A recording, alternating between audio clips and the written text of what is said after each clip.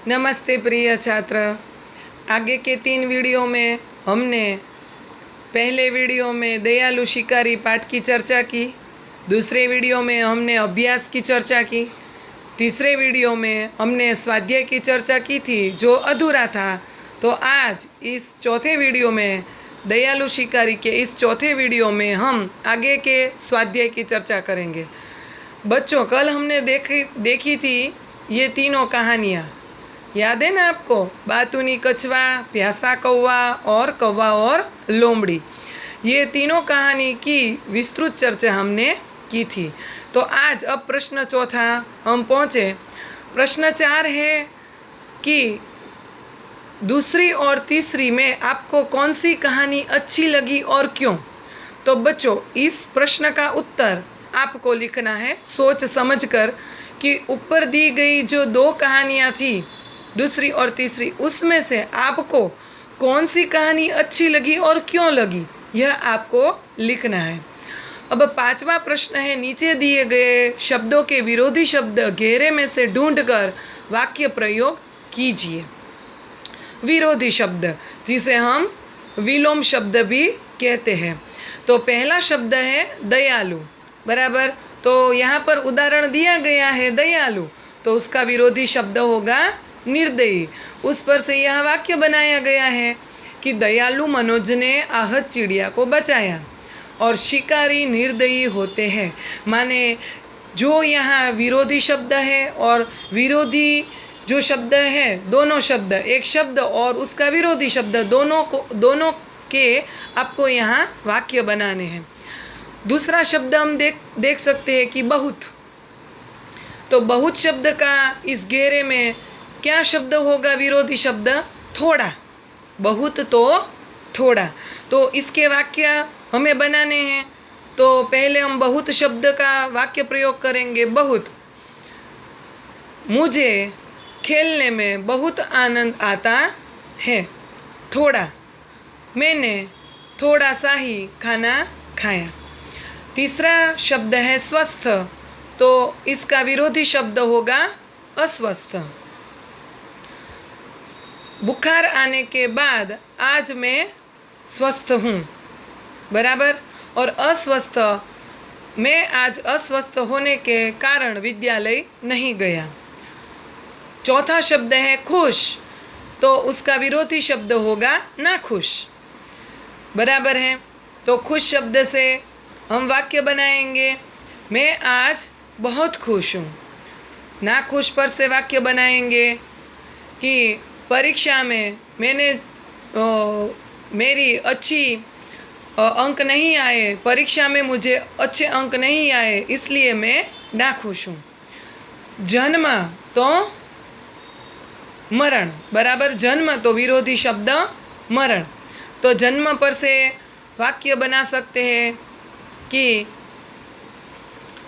श्रावण महीने की 8वीं तिथि को, माने अष्टमी को, श्री कृष्ण का जन्म हुआ था, बराबर। अब मरण पर से हम वाक्य बनाएंगे कि जो जन्मा है उसका मरण तय है, मृत्यु निश्चित है। फिर है छठा वाक्य, छठा शब्द बुराई और उसका विरोधी शब्द होगा भलाई।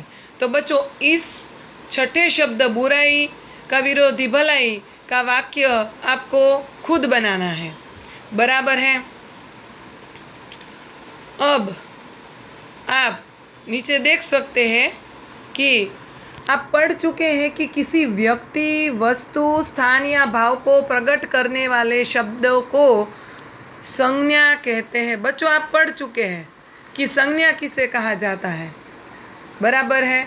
तो आज हम संज्ञा के बारे में थोड़ी सी जानकारी ले लेते हैं। आप पढ़ चुके हैं, फिर भी हम थोड़ी बात ताज़ा कर लेते हैं कि संज्ञा किसे कहा जाता है। इंग्लिश में जिसे कहा जाता है नाउन, संज्ञा। संज्ञा का सरल सा अर्थ होगा बच्चों नाम, किसी भी व्यक्ति का नाम, स्थान का नाम, वस्तु का नाम या भाव का नाम, बराबर है।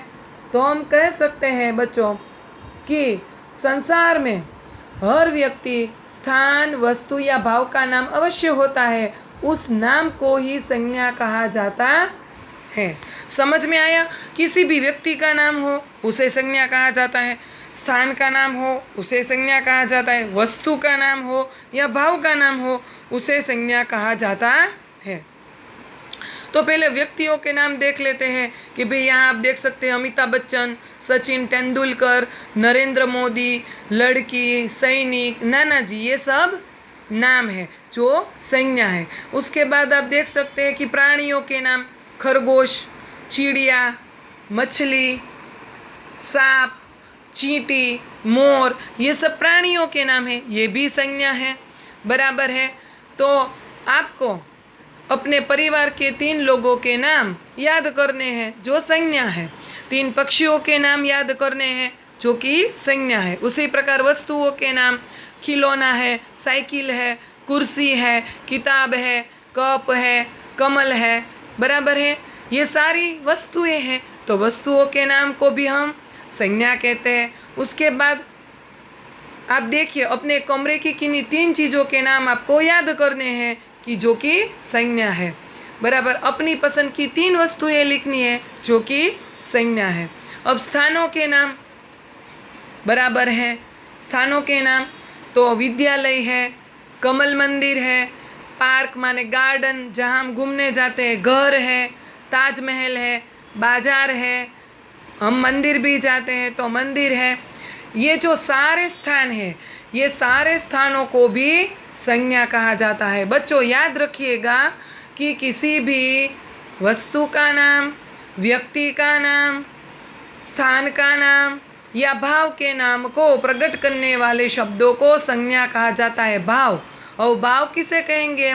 तो सुख, दुख, आनंद, ये सब जो हमारे मन के भाव होता है, करुण भाव, दया का भाव, प्रेम भाव, ये जो भाव होते हैं उन्हें भी हम संज्ञा कह सकते हैं, बराबर है। समझ में आ गया ना बच्चों की संज्ञा किसे कहा जाता है? तो चलो नीचे दिए गए उदाहरण हैं, उनमें से कौन से शब्द संज्ञा है वो हमें ढूंढने हैं। चलो, पूजन की परीक्षा 5 बजे तक चलने वाली थी, पहला वाक्य है, तो बताइए कौन होगा, कौन सा शब्द होगा? पूजन। दूसरा शब्द, दूसरा वाक्य, सब अंबाजी जा रहे थे, कहाँ जा रहे थे? स्थान है ना, अंबाजी माने अंबाजी संज्ञा है। तीसरा, गुलाब का फूल मुझे पसंद है, किसका फूल पसंद है, कौन सी चीज़ का? तो गुलाब का, तो गुलाब संज्ञा है। चौथों, हिमालय की चढ़ाई बहुत कठिन थी, किसकी चढ़ाई कठिन है? हिमालय की, तो हिमालय है वह स्थान है, तो हिमालय यहाँ क्या होगी? संज्ञा। आज बिल्ली सारा दूध पी गई, बराबर है, तो बिल्ली यहाँ संज्ञा होगी, बराबर है बच्चों। इस प्रकार यहाँ हम कह सकते हैं कि किसी भी व्यक्ति का, स्थान का, वस्तु का या भाव का जो प्रकट होता है जिन शब्दों से, उसे संज्ञा कहा जाता है। प्रश्न नंबर 7 है, अंदाज अपना अपना। यदि शिकारी की जगह तुम होते तो क्या करते? चर्चा कीजिए। इस प्रश्न का उत्तर आपको अपनी फेयर बुक में लिखना है।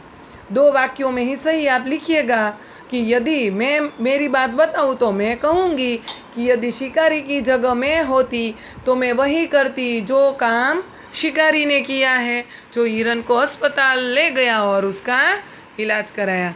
तो बच्चों यहाँ हमारी ये इकाई दयालु शिकारी है वो पूरी होती है, और अब हम इस इकाई की टेस्ट देखेंगे, बराबर है। तो बच्चों आपको पूरी इकाई समझ में आई ना? बराबर।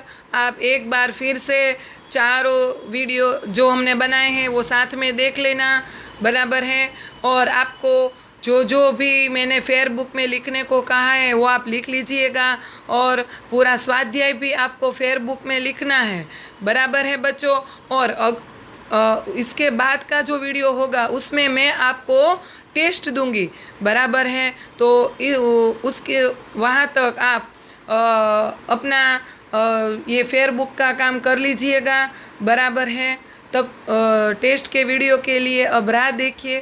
तब तक के लिए बाय बाय। घर में रहिए, सुरक्षित रहिए और टेस्ट की तैयारी कीजिए। Bye bye.